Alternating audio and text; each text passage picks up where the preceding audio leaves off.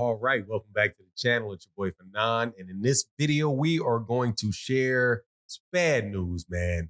Listen to Steven Espinoza talk about the Errol Spence Jr. fight, whether it could be saved by Errol Spence Jr. Terence Crawford fight, and whether it could be saved by going to Dubai with a $30-40 million dollar site fee.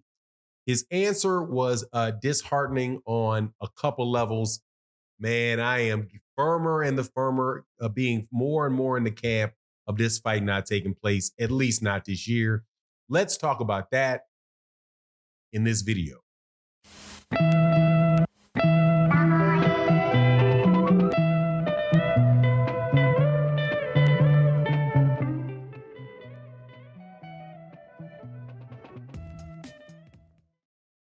All right, welcome back to the channel. It's your boy Fanon, and in this video, we're going to give an update on the Errol Spence Jr. Terence Crawford negotiations, and some very solid information did come out in a question that was asked of the president of Showtime, Steven Espinoza. Before I get into that, though, let me welcome you back to the channel. If you are a longtime subscriber and supporter of the channel, thank you so much for continuing to chop it up with me about this boxing. If you are new to the channel, please hit that subscribe button, hit the bell icon so you can be notified of when we release more videos, which we do pretty much on a daily basis in the live stream format and in the video format. All right, so let's chop it up. Some of y'all may have heard this already. Steven Espinoza was recently interviewed by another channel. I've seen the tape on a couple different channels, but it's definitely out there. And he was asked about the Errol Spence Jr. Terence Crawford fight and the negotiations being brought to conclusion so that we can get this really big fight. Now, the big fight is Errol Spence Jr. for the WBA, who has the WBA, the WBC, and the IBF championship belts. And you have Terence Crawford, who has the WBO championship belt at 147 pounds. Both of these guys are in the top, 2 or 3, 5 at the least on pretty much every major recognized pound for pound list. Definitely 2 of the top fighters in the world, and in a fight that would be absolutely, man, it's not quite a we have to have it in boxing, but man, come on, man, like no other sport would mess this up. So, you know what I'm saying? Like no other sport would mess this up, but it looks like this may be getting messed up because Steven Espinoza was asked, and I'm going to tell you very clearly before I give you the details on it, what I'm saying.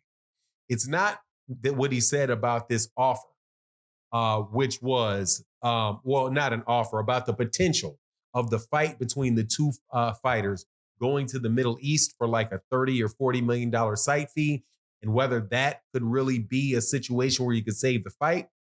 That his answer to that was, that was obvious to me what he was going to say about that. First and foremost, that's probably not going to work for Showtime, because Showtime is not going to air fights in the afternoon. They do not have time slots for fights usually to take place in the afternoon. Now, I know that they had one at a certain point with, I do believe, Anthony Joshua and Vladimir Klitschko. I do believe they aired one a few years ago, but typically speaking, they don't air fights in the afternoon.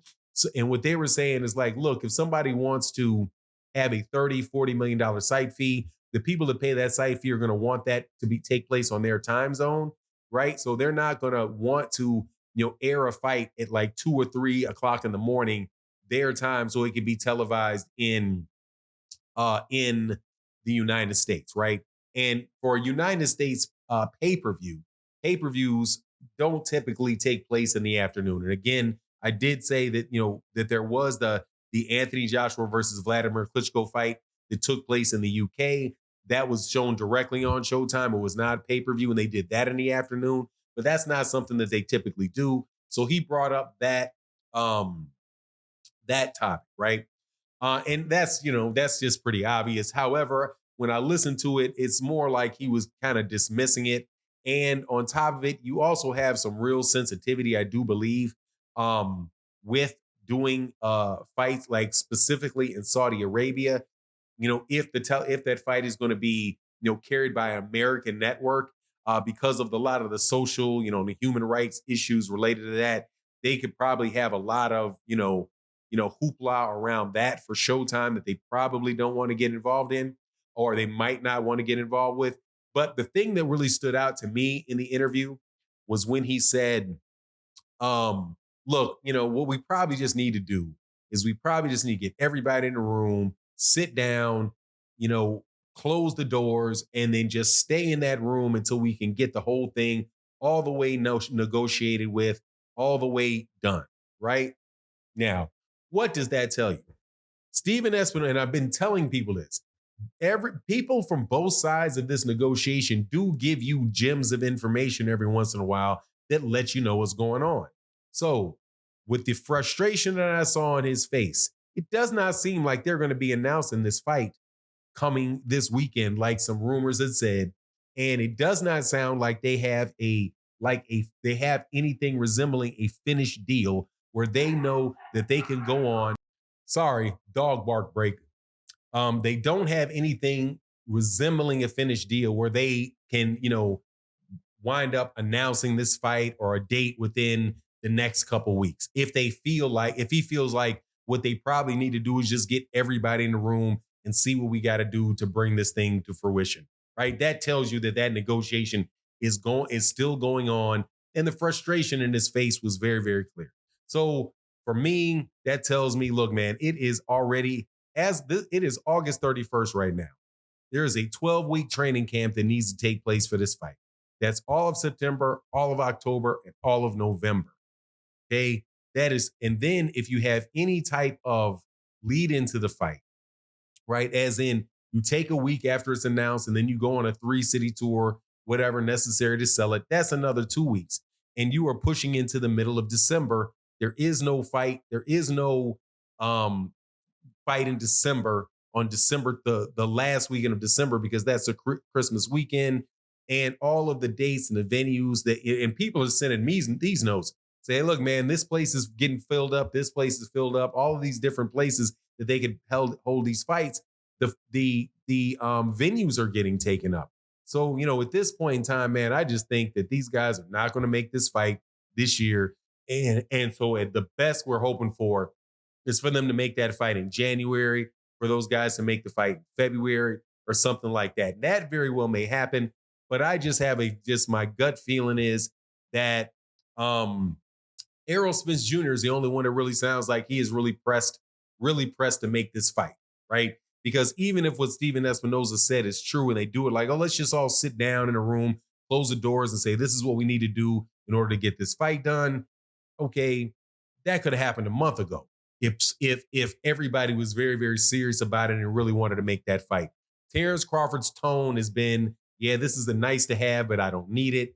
The PBC's tone, the last time they made anything resembling official statement was like, look, this guy's fight has not been built as a fighter, and then just on my own personal note, I was in Chicago, you know, on a trip. And I was sitting down talking to some old friends who are boxing fans, but they're not people that really keep up with it every day, right? But legitimate boxing fans that buy pay-per-views. I know they've been buying pay-per-views for at least 30 years.